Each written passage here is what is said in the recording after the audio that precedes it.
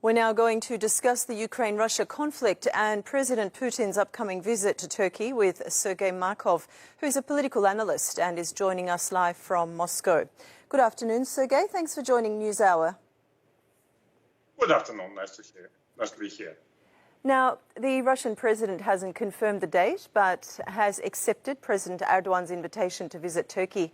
How important will this visit be in resolving the border conflict with Ukraine? I think Vladimir Putin ready to visit Turkey almost any time, as millions of Russian tourists visit Turkey to have good rest there.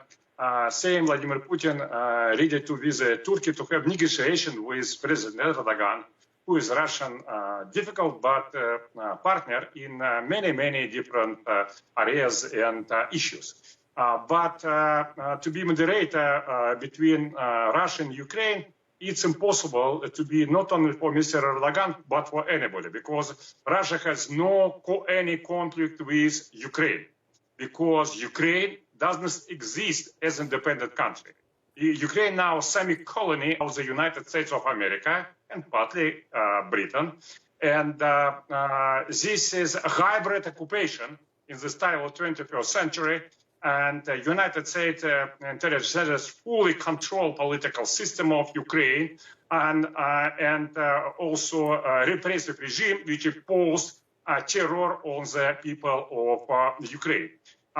What Russia maybe has to do is to liberate Ukrainian people, who is mostly Russians ethnically, from this occupation repressive regime which imposed by United States after United States made the coup and overthrew democratically elected Ukrainian president. Okay. Now, you briefly touched on this. Turkey and Russia have had excellent relations over the course of history, but there have also been many disagreements. Now, how would you describe the current ties between the two countries?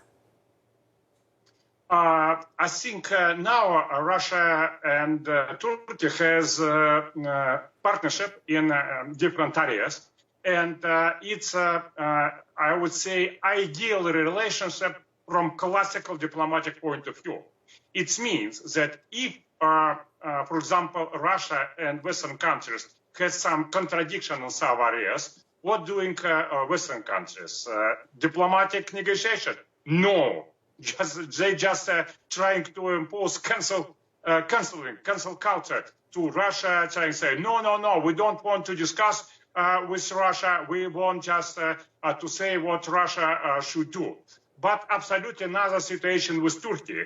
If we have contradiction with Turkey, Russian and Turkish presidents sit down, and foreign ministers Çavuşoğlu and Lavrov sit down, has very tough, difficult negotiation, and finally found some compromise. As, for example, it's happened in the case of Syria, in the case of Libya, where Russia and Turkey on the different side, but nevertheless, they found a political will and wisdom to find diplomatical compromise. So, Russian-Turkey relationship is the example for the United States, Britain, Germany, and France, how modern politics, international politics should be done.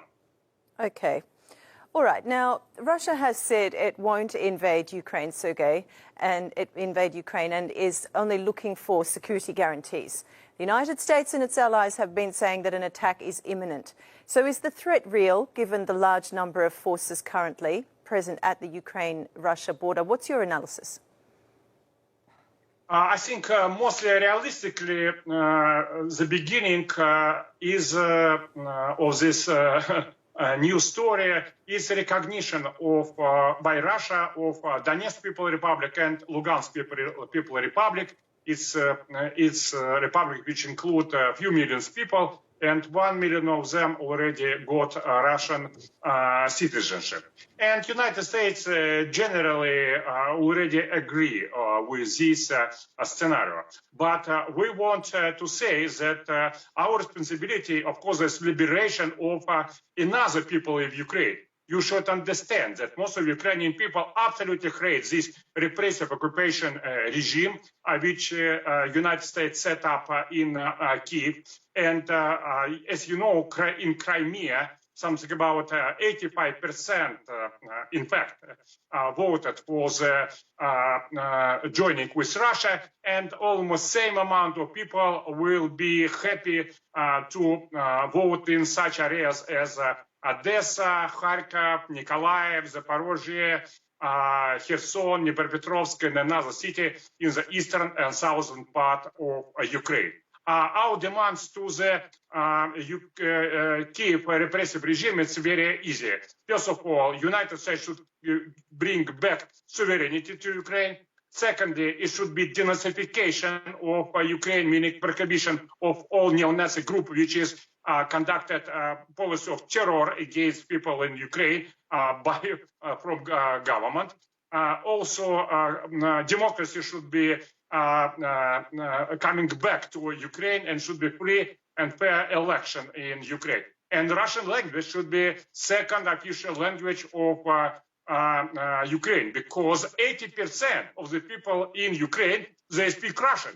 Everybody could go to the street in Ukraine and see absolute majority speak Russian. And this exactly language prohibited by Kiev repressive regime. How this regime can be realistic? Can you imagine that people as in Great Britain and United States will support prohibition of English language?